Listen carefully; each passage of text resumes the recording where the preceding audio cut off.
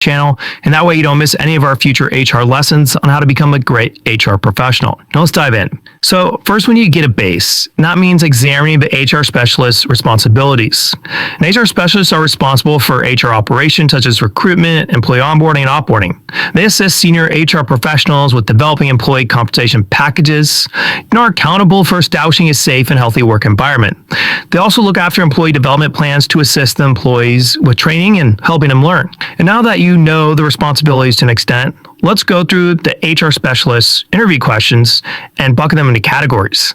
So the most common categories are technical questions, problem-solving questions, situational questions, strategic questions, analytical questions, and we also have behavioral questions. And to start off, we'll start with technical questions. So technical questions for an HR specialist role revolves around the technical HR processes like onboarding, employee training, payroll, talent hunting, and more. And let's explore the most common ones here. And first we have, what are the challenges in the onboarding process? How do you perceive and evaluate team performance?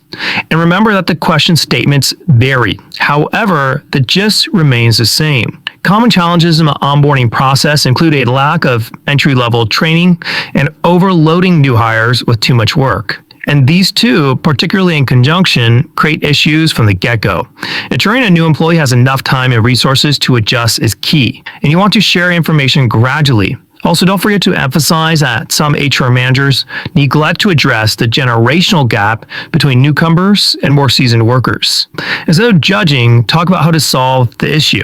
You can also mention how an unstructured onboarding process only exacerbates, so makes worse, the situation. Other issues to discuss are unclear goals and expectations, and too much negative feedback during the initial days at work. And finally, don't forget to mention your experience dealing with such challenges and how you were able to solve those challenges and the impact that they had. In this way, the interviewer will know that you know the most common challenges, how to deal with them, and you also have examples of how you dealt with them and the results that occur. Remember that the process of perceiving and evaluating performance is a straightforward one for the most part. For experienced HR specialists, talk about establishing a baseline on which you intend to judge a worker's performance. And when answering the question, focus on goal definition and team communication. You only evaluate performance if employees know what the goal is. Because if they don't know the KPIs that they need to track, well, it's not fair to judge them on those KPIs. So talk about your eagerness to listen to employee feedback and use it to assess team performance and deal with challenges. And let the interviewer know you are ready to analyze the strengths and weaknesses of your team members and identify key challenges early on. This makes the evaluation easier, and you again leave a good impression on the interviewer. The second category is problem-solving questions. Let's go ahead and explore frequent problem-solving questions for the HR specialist role here. The two questions I will cover are, have you overcome an online campaign that didn't go well? And what actions do you take after identifying a critical issue? And here's another question where, as an HR specialist, you can showcase your ability to troubleshoot. A campaign to, let's say, a talent management campaign that fails to attract the right talent is a common occurrence. And in an interview, focus on describing your process of detecting the cause, so the thing that led to it failing. And talk about analyzing everything and prioritizing so you can quickly pinpoint the core issue. And also talk about how you were able to apply a remedy. And answer this question in a way that clarifies your willingness to eliminate the obstacles without blaming anyone. And leave an impression of someone who acts as someone who points fingers. Next, we have, what actions do you take after identifying a critical issue? And being familiar with the most effective approach helps you get an edge over other candidates. And you can answer by saying something like this: I think that issue impacts assessment and prioritization comes first, followed by the development of a robust, objective-driven strategy. And the next step is taking swift action and detailed evaluation of the results. You don't need to be too tactical, but focus on the solution and results. And the third category is situational questions. Most hiring managers like to test candidates with theoretical situations. And generally, situational questions are not role-specific. They range on different topics. So let's go ahead and look at the common situational questions that interviewers ask HR specialists. Here we have, tell us about a situation where you resolved the conflict between two employees, and how did you respond to the junior employee's feedback and criticism? To answer this, ideally you'll draw from personal experience. Explain how you succeeded in defining the source of conflict and your ability to look beyond the incident. Emphasize your quest for solutions and the route you took to find common ground between two conflicting parties. A solution that both sides can support is always objective in these situations. And as a good HR specialist, your role is to help the employees find a way forward and continue their daily work. And then next we have, how do you respond to junior employees' feedback and criticism? So you want to be able to respond with a willingness to take a measured approach when receiving feedback and criticism, and show that you never rush, but act as an active listener. And communicate your readiness to adopt a growth mindset and never shy away from apologizing if the mistake is genuinely yours. Ownership over your shortcomings will help you overcome them. And when being interviewed, mention your ability to quickly summarize the issue, take swift action, and improve the outcome. Being receptive to additional feedback is another good trait to have. The fourth category here is strategic questions. Although the HR specialist role is not highly strategic, interviewers ask such questions to assess your strategic skills. The context for strategic questions revolves around HR processes and programs. Let's go ahead and list the most common strategic questions. So how do you build better performing strategies? And what are the biggest challenges an organization faces in recruiting the right talent? So first we have, how do you build better performing strategies? You want to answer this question in a straightforward manner and give examples of completed projects in the last couple of years.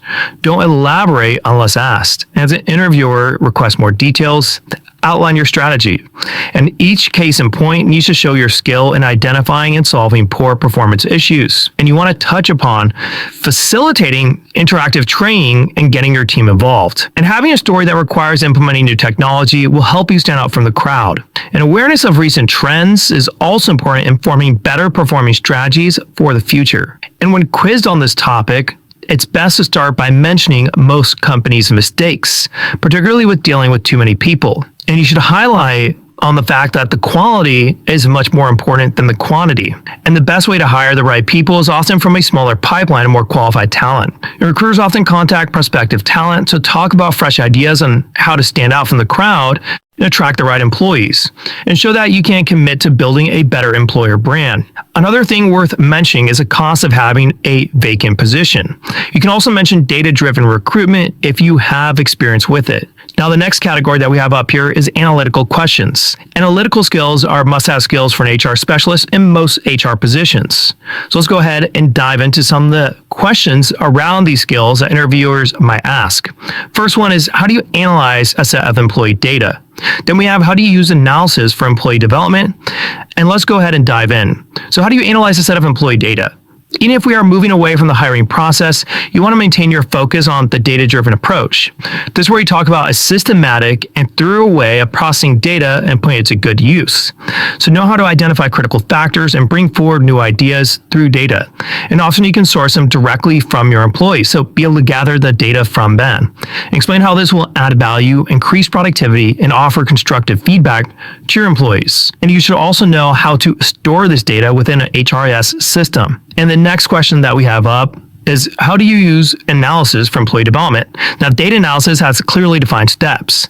Being familiar with each showcases your readiness to follow the rules while taking a proactive approach. The first step is determining the desired outcome, followed by linking that said outcome with employee behavior. And next, it's crucial to identify trainable competencies, evaluate them, and figure out any present gaps. And always mention prioritized training needs, determining how to train, and assessing the costs. And ultimately here, the evaluation will help you ensure the process is worthwhile. And the last category of questions is behavioral questions. Behavioral questions help an interviewer judge how you react in a specific situation. Here are the most frequent ones. How do you ensure the employees comply with work policies? How do you resolve differences and conflicts between employees and senior management? And the first question in this category is, how do you ensure that employees comply with work policies? A large chunk of the HR specialist work ensures that employees comply with existing policies. This question is likely to appear in any interview you attend. To nail it, signal the willingness to work on ensuring that the policies are practical, applicable, and worded in an understandable way. And clear communication is the best way to avoid mistakes. The more open you are to questions and feedback, the better. And the back and forth between your superiors and team members is a staple of any workday. And once you explain each policy's benefits, you can monitor its implementation. And don't forget to recognize and reward compliance. And finally, facing the conflict question, Focus on your skills as a mediator. If you can give practical examples of implementing an open door policy, that's great. And your ability to determine the severity of the conflict and the encouragement of both parties to work it out is what really counts here. And also establishing and maintaining clear lines of communication are at the core of every HR specialist job. Coupled with compliance with company rules and fair judgment, it can set you head and shoulders above other candidates. And the more comprehensive your solution appears, the better your chances of landing a job. And there we have it. We just covered a number of common HR specialist interview questions. If you feel like you have a much better idea of how to answer them so you can get the HR specialist job you want, make sure to go ahead and like this video, subscribe to our channel. Now we can keep up to date with all of our lessons on how to become a great HR professional. And again, my name is Josh. I'm the founder of HR University, and I'll go ahead and see you in some of our following lessons. Cheers.